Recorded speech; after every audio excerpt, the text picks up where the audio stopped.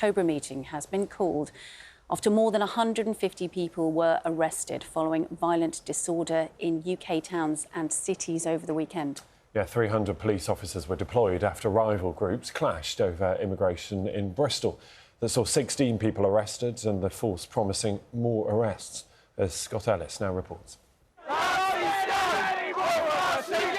Britain's summer of discontent arrives in Bristol as pro- and anti-immigration groups clash, first in the city centre at Castle Park and nearby Bristol Bridge, then at a hotel on Redcliffe Hill used to house immigrants, where counter-protesters linked arms to stop anyone getting in. We got here just before the far right did, before the police did, and if we weren't here they would have stormed the hotel. They tried to barricade and force their way through us. The police got here like 2 minutes later, and if we weren't here, I'm worried that they would have stormed into the hotel. Earlier, the two groups were kept apart in Castle Park by the police, officers drawn from forces across the West and using enhanced powers to stop and search and order protesters to remove masks. We spoke to some of the protesters. Came here, purely it was advertised as a stop the boats, and this was going to happen at some point, and I'm not condoning it in any way, or certainly not the way that it's happening, but we've had enough. Everything we say is racist prejudice. I'm not here to hurt them, I'm down here to show my respect for those three little girls. We spoke also to some of those in the counter-protest group. We're here to demonstrate against a racist march, as Islamophobe. I think it is a tiny minority who should be thoroughly ashamed of themselves. I think it's really good for Bristol that there's such a large counter-protest. The protests closed roads and stopped buses on an otherwise busy Saturday night in Bristol. This couple unable to party as planned. We'll try and get to a wedding. Yeah. It's only 200 metres up there. We're told we've got to go 3 or 4 miles, walk around. So. The police justified their use of dogs and horses to disperse protesters. And my hope is that we don't see a repeat of this level of force. I don't want to see items being thrown at police officers or anyone else that are here just trying to do our job and keep people safe. Police made arrests and say more will follow. Scott Ellis, BBC News.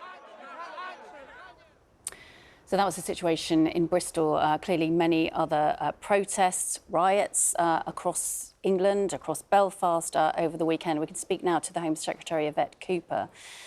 Home Secretary, really disturbing scenes there. There will be lots of communities and lots of individuals who are feeling very unsafe at the moment.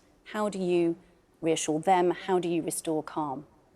Good morning, Sarah. Yeah, we saw disgraceful scenes of criminal violence and thuggery in some of our towns and cities. There is no excuse for that kind of behaviour, throwing bricks at police officers, the targeting of mosques, the looting of shops. It was total disgraceful criminal behaviour. And we should be clear, there will be a reckoning. Those criminals will pay the price. There have already been hundreds of arrests. We have made clear to the police they have our full support in pursuing all of those involved with the full range of prosecutions and penalties, including prison sentences, including long-term tagging, travel bans. And that should be for the full range of those who are involved in the disorder, including some of the worst violence, right through to some of the peripheral looting that took place as well. We cannot stand for this kind of violence on our streets. There will be a Cobra meeting today, and just give us a sense of the challenges that the authorities are facing. These are disparate groups coming together, perhaps being linked up online. How do you tackle that? Well, there's a range of issues here. The first is about making sure that those who have committed these crimes do pay the price for them.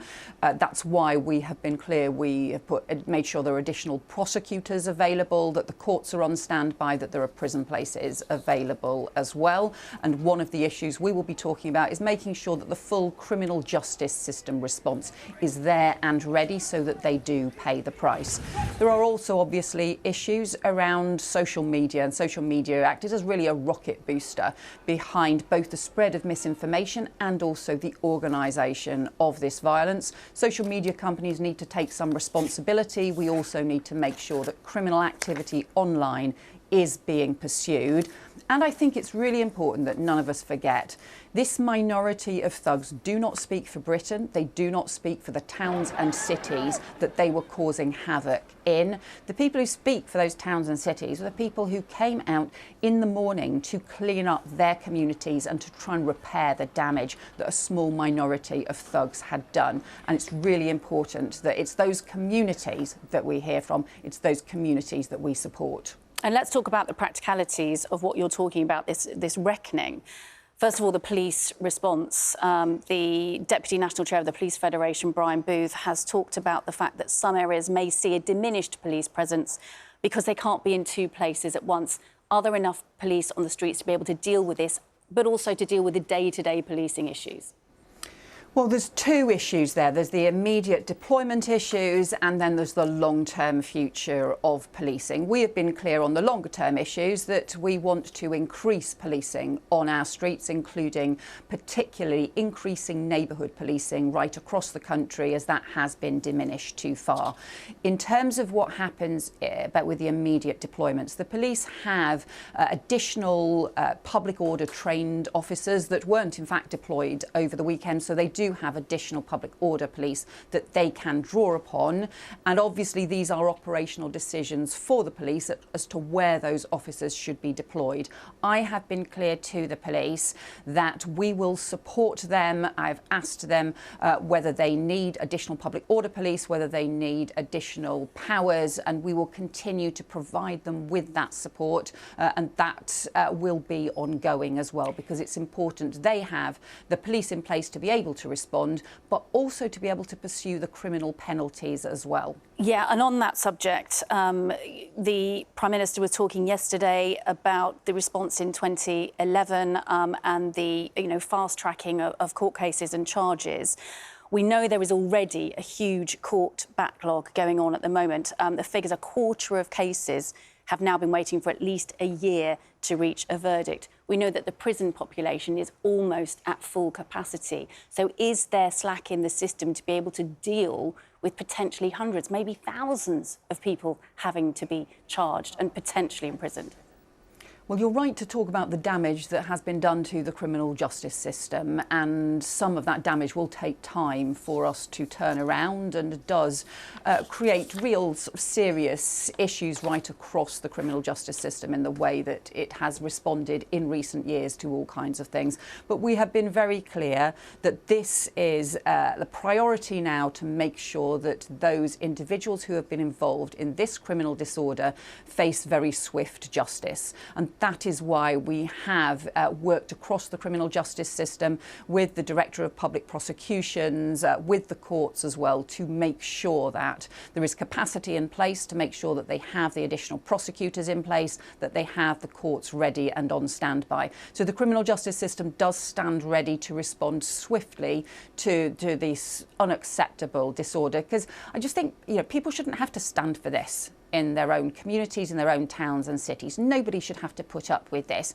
And the other thing that makes this so appalling, what's happened, is this is a week on from that horrific attack in Southport where 3 little girls were killed. And we should be talking today about those little girls, about their families, about the children who were injured and the adults who've been recovering, to make sure that we are all supporting them and their communities. And instead, actually the focus has been around this criminal thuggery, which has nothing to do with supporting those families in Southport, and in fact does the total opposite. That is why it's so important we have a strong response to the violence and thuggery we've seen. It does not represent Britain. I'm just wondering, as the new Home Secretary, looking at what's happened over the last few days, there are people that have taken part in peaceful protests, but there are people that are still concerned about issues. There seem to be communities setting against each other and obviously using the events of last Monday as a catalyst. It has been, set something in motion. Are you concerned long term about the fact that in Britain, in parts of Britain, there are communities that are really set against each other? And how do you go about tackling that? So we want to see communities brought together. We want to see the debates, the issues that people will have different views on can be debated. There are policy changes that the new government will be bringing in a series of different areas, because don't forget, we've just followed an election where people voted for change in that election because they want to see change on a whole range of different issues, and those will be the things that we will continue to talk about. I think that can't ever be an excuse for the sorts of rioting and the sorts of violent behaviour we've seen. Lots of people have concerns and views about crime, about the NHS, about immigration, but they don't pick up bricks and throw them at the police. They don't try and set light to a hotel where people are known to be inside it. They don't loot shops as a result. So I think we have to be really clear about not excusing the violence.